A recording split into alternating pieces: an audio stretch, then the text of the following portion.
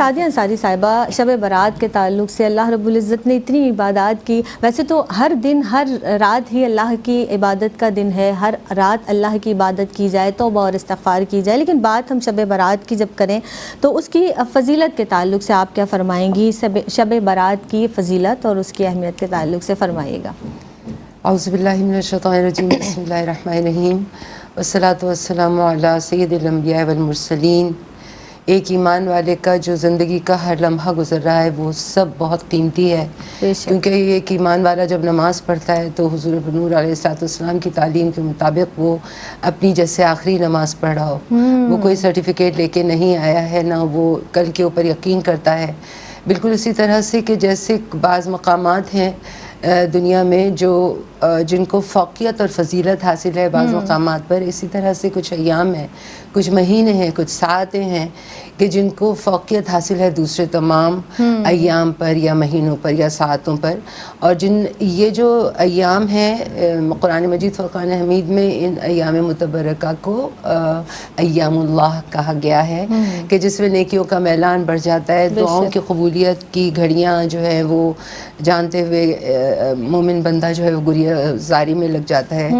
اس مہینے کو خاص مقام اس لیے بھی حاصل ہے ماہ شعبان المعظم کو کہ شہر حبیب الرحمن اس کو کہا جاتا ہے. حضور پر نور علیہ السلام سے اس مہینے کی نسبت ہو گئی تو یہ خود عظمت اور فضیلت والا بہت بلندی والا ہو گیا. سبحان اللہ. تو آپ صلی اللہ تعالیٰ علیہ وآلہ وسلم کا ارشاد پاک ہے کہ شعبان میرا مہینہ ہے، جس نے میرے حکم کو پورا کیا اس نے گویا مجھے میرے حکم کی تعظیم کی.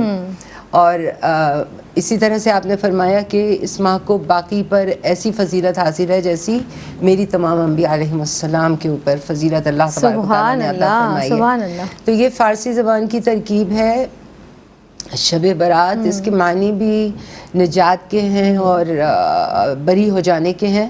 عربی میں لیلۃ البرات ہے، اس کے معنی بھی نجات پانے اور بری ہو جانے کے ہیں. شب برات بھی ان خاص ایام کے قبیل سے تعلق رکھتی ہے کہ جو ایک اہم ترین رات کہ جس کے اندر تجدید عہد ہے اللہ کے ساتھ. یہ راتیں، یہ ایام اللہ نے جو دیے ہیں یہ تجدید عہد ہے.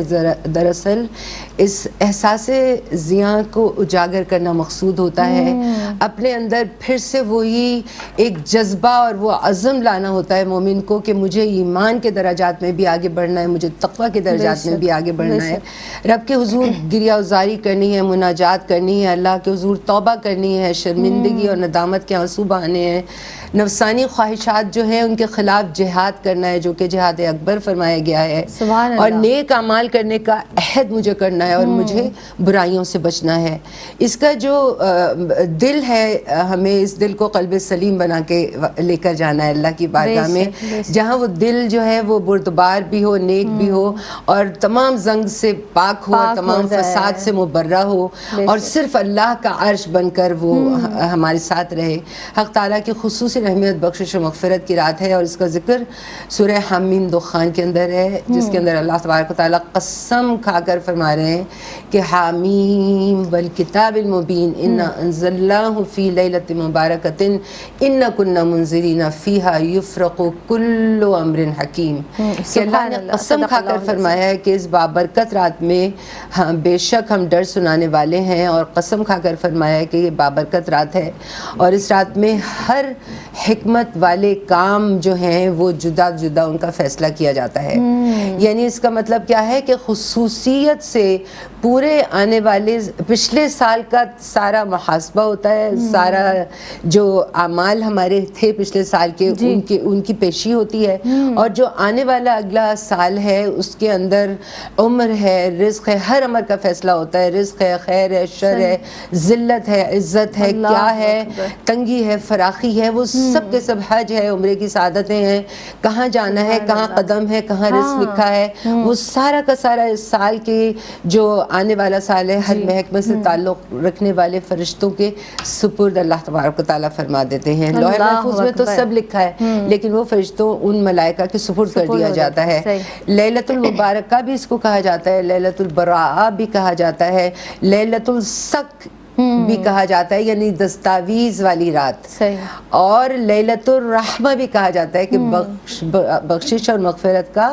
پروانہ رحمت اللہ کی طرف سے عطا ہوتا سبحان ہے۔ اللہ۔ تو یہ آنے والے جو سال ہے اس کے لیے ہمیں اس کا اہتمام اللہ کی بارگاہ میں رو رو کے گڑ گڑا کے کہ اگر کوئی حادثہ ہے تو اللہ اس کو ٹال دے، کیونکہ اللہ نے فرما دیا یمحو اللہ ما یشاء ویثبت وعندہ ام الکتاب، کہ میں لکھے ہوئے کو مٹا سکتا ہوں اور مٹے ہوئے کو لکھ سکتا ہوں۔ تو وہ ذات اقدس، وہ خالق و مالک لکھنے والا ہے، اور ہمیں اس کو بدلنا ہے۔ تو اپنی تقدیر کو انسان میں کچھ بھی لکھا ہو لیکن اللہ سے جب مانگتے ہیں محبت کے ساتھ تو وہ عطا کر دیتا ہے۔ ظاہر ہے بے شک وہی عطا کرنے والا ہے، وہی قادر مطلق ہے۔